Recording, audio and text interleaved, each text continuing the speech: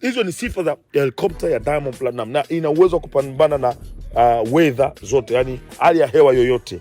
Iwe kwenye barafu inachana mbuga, iwe kwenye mvua inachana mbuga, kwenye joto kali inachana mbuga. Kuna helicopter zingine kukiwa na ukungu inabidi mpaki. Au bana haiwezi kwenda, inagoma. Hii inachana mbuga. Au bana, na hii helicopter Diamond wanasema ni executive. Sio kama unanielewa vizuri. Classic fulani. Classic ya juu, na angalia Diamond amezidi kuongeza baadhi ya vitu mle, material, ili kuiongezea thamani zaidi. Au bwana, na hii helicopter ya bwana Diamond Platnumz, bwana Nasibu ndugu yangu, kwanza amenifurahisha sana. Shikamoo Diamond, Mungu akujalie, endelea kufungua hivyo mipaka na kila kitu, mambo ni mazito. Hii helicopter ya Diamond Platnumz itakuwepo hapa na itakuwa inapaki nyumbani kwake. Diamond anajenga nyumba ambayo inasema kupaki helicopter, inasema kuweka gati la kuweka boti la kisasa. Boti la kisasa linakuja. Sasa hivi hapa tunavyoongea mimi na wewe, ndege ile kainua helicopter kashindwa kununua jet. Ile jet hiko na yenyewe inapimpiwa, badilishwa masofa, ni vyoo vya kisasa. Unajua Diamond anapenda Diamond gold, wekiwa mavitu mavitanda yale ya kulala ya kisasa.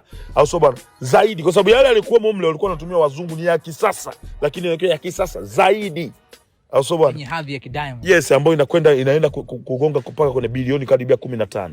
Yani bilioni 15. Yes, ile na decoration jet, yes, na kuifanya hiyo kila kitu karibia bilioni 15 anaenda kufanya. Sasa huyu mtu Tanzania tunataka tushukuru Mungu kwa kumpata huyo kijana, yuko hapa. So helicopter naamini 100%, moja kati ya watu wa kwanza kabisa kupanda nitakuwepo pale.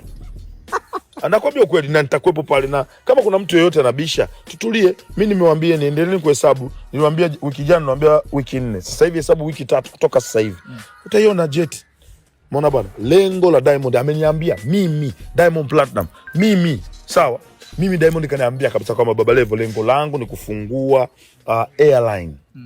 Kufungua airline. Maki nimwambia kuendesha uwezekano wa kuweza kuoperate mahelikopta manini kama itakuwa ni ghali. Akaniambia baba Levo, lengo ni kufungua airline. Ndoto. Sawa? Hizi unaona hiyo private jets zinakuja ziwe kuanzia 5 mpaka 20.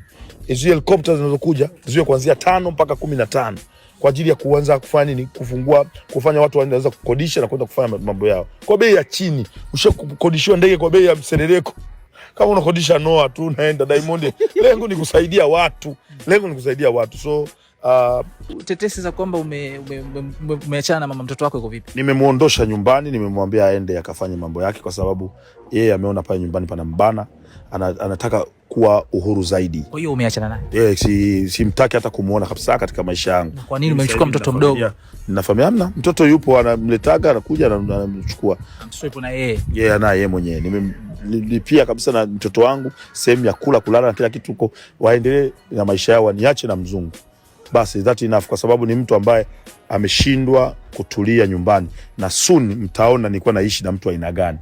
Maana sasa hivi hauwezi kujua kama baba Levo alikuwa anaishi na mtu aina gani. Mpe miezi 3, 4, 6 mwaka ndio mtagundua baba Levo alikuwa katika mtihani mzito.